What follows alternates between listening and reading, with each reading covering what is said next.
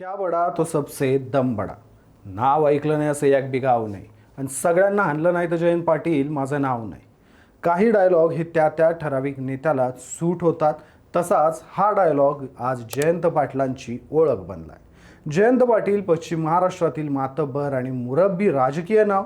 आपल्या कारकिर्दीत त्यांनी राज्याच्या इतिहासात विक्रमी वेळा राज्याचा अर्थसंकल्प मांडला होता. सांगलीत त्यांना शह देऊन आपली ताकद वाढवण्यासाठी भाजपचे गोपीचंद पडळकर, सदाभाऊ खोत, चंद्रकांतदादा पाटील यांनी जंग पछाडलं. त्यांना त्यात काही अंशी यशही मिळालं. नाही असं नाही, पण शांतीत क्रांती कशी करायची आणि टप्प्यात घेऊन कार्यक्रम कसा करायचा असतो याचे धडे जयंत पाटलांनी यापूर्वी 4 वेळा भाजपच्या नेत्यांना दिलेले आहेत. हे धडे त्यांना देत असताना जयंत पाटलांनी आपल्याला मुरलेला राजकारणी का म्हणतात हे सिद्ध केलंय. आजवर ऐन वेळेला जयंत पाटील यांनी जगातल्या सगळ्यात मोठ्या पक्षाच्या आमदारांना शेवटच्या क्षणी धप्पा देत खो दिलाय. पण आता भाजपच्या 5व्या डावावर जयंत पाटील काय उत्तर देणार याची उत्सुकता राज्याला लागून राहिली आहे.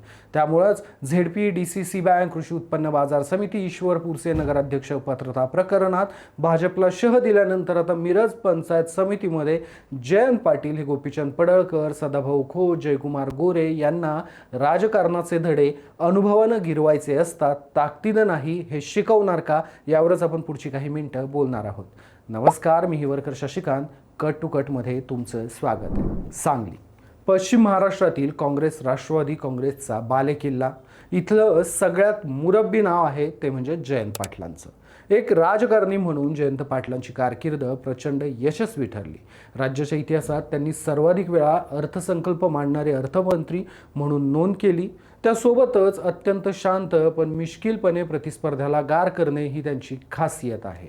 गेल्या काही दिवसात चंद्रकांत पाटील यांच्यानंतर गोपीचंद पडळकर, सदाभाऊ खोत हात धुवून त्यांच्या मागं लागलेत. त्यांनी मिरज पंचायत समितीच्या निमित्तानं त्यांना साथ मिळते ती जयकुमार गोरेंची. पण जयकुमार गोरे जे सातारा आणि सोलापूरमध्ये करू शकले ते सांगलीत इतक्या सहजासहजी करू शकणार का, हा मोठा प्रश्न आहे. कारण इथं गाठ जयंत पाटलांची आहे. इथं त्यांनी 4 वेळा भाजपचा डाव भाजपवरच उलटवला होता.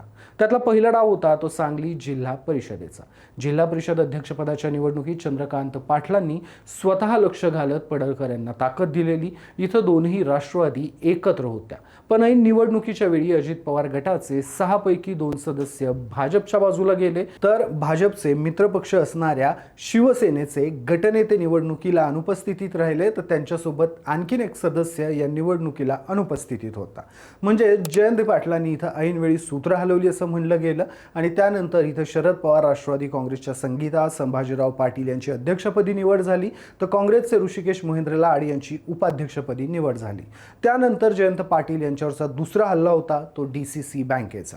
गोपीचंद पडळकर यांनी स्वतः पाठपुरावा करत जयंत पाटील यांच्या सत्ता असलेल्या सांगली जिल्हा मध्यवर्ती सहकारी बँकेला लक्ष करत सातत्यानं त्याच्यावर वेगवेगळे आरोप केलेले.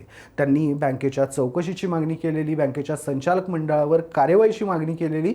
तर त्यांना काही अंशी यशही आलं. RBIनं बँकेला नोटीसही पाठवली.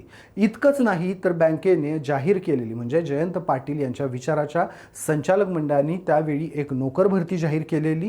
त्या नोकर भरतीवर स्थगिती आणली गेली. यामुळे जयंत पाटलांना मोठा धक्का बसला होता. त्यानंतर जयंत पाटलांनी आपलं वजन वापरत न्यायालयात धाव घेतली आणि न्यायालयानं नोकर भरतीवरची स्थगिती उठवली. भरती प्रक्रियेला त्यामुळे हिरवा कंदील मिळाला आणि जयंत पाटलांनी दुसऱ्यांदा भाजपच्या गोपीचंद पडळकर यांना खो दिला. पडळकर यांनी तिसरा डाव टाकलेला तो सांगली बाजार समितीचं त्रिभाजन करण्याबाबत. गोपीचंद पडळकरांच्या पाठपुराव्यामुळे राज्य सरकारनं सांगली कृषी उत्पन्न बाजार समितीचे सांगली, जत, कवठे महाकाळ अशा 3 समित्यांमध्ये विभाजन केलं. या निर्णयामुळे काँग्रेसचे नेते तथा राष्ट्रवादी काँग्रेसचे नेते यांच्या सहकारातल्या प्रभावाला मोठा धक्का बसला. बाजार समितीवर जयंत पाटील यांच्या गटाचं संचालक मंडळ होतं जे बरखास्त झालं. मात्र यावरून पुन्हा न्यायालय गाठलं गेलं आणि उच्च न्यायालयाच्या कोल्हापूर खंडपीठानं या त्रिभाजनाला नुकतीच स्थगिती दिली आहे. यामुळे विद्यमान संचालक मंडळाला मोठा दिलासा मिळाला आणि ते पुन्हा एकदा खुर्चीत बसण्याचा मार्ग मोकळा झाला. जयंत पाटील यांनी भाजपला दिलेला हा तिसरा खो होता. त्यानंतर भाजपकडून चौथा डाव टाकला गेला तो ईश्वरपूरच्या नगराध्यक्षांना अपात्र ठरवून. ईश्वरपूरचे नगराध्यक्ष आनंदराव मलगुडे यांना अवैध बांधकाम प्रकरणात सांगलीचे जिल्हाधिकारी मैना घोष यांनी अपात्र ठरवलं होतं. या निर्णयामुळे जयंत पाटलांना त्यांच्याच बालेकिल्ल्यात धक्का बसलेला. यामागं शिवसेनेच्या जयकर जाधवांसोबत शिंदेसोबत भाजपची रणनीती असल्याची चर्चा त्यावेळी दबक्या आवाजात सुरू झाली। त्यानंतर जयंत पाटलांनी स्वतः एकनाथ शिंदेंची भेट घेतली आणि त्यानंतर मलगुंडे यांच्या अपात्रतेला स्थगिती मिळाली। जयंत पाटलांनी यामुळे भाजपला चौथ्यांदा सांगलीत चितपट केलं। त्यानंतर भाजपकडून इथं पाचवा डाव टाकला गेला, तो मिरज पंचायत समितीवर।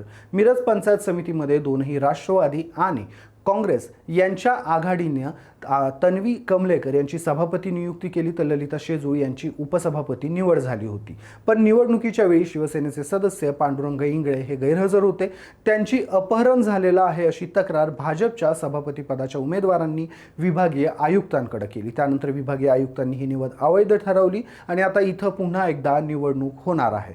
मात्र विहित कालावधीच्या अगोदर म्हणजे अपील करण्यासाठी असणाऱ्या विहित कालावधीच्या अगोदर जिल्हाधिकाऱ्यांनी इथं अपीलाला वेळ न देता निवडणूक घोषित केली आहे। त्यामुळे इथं जयंत पाटलांसहित काँग्रेसचे नेते देखील नाराज आहेत आणि या प्रकरणी ते न्यायालयात जाण्याची शक्यता आहे। इथं स्थानिक भाजपचे आमदार असणारे सुरेश खाडे यांना जयकुमार गोरेंचं पाठबळ मिळू शकतं, जे पंचायत समिती इमारतीच्या उद्घाटन कार्यक्रमात दिसून आलं।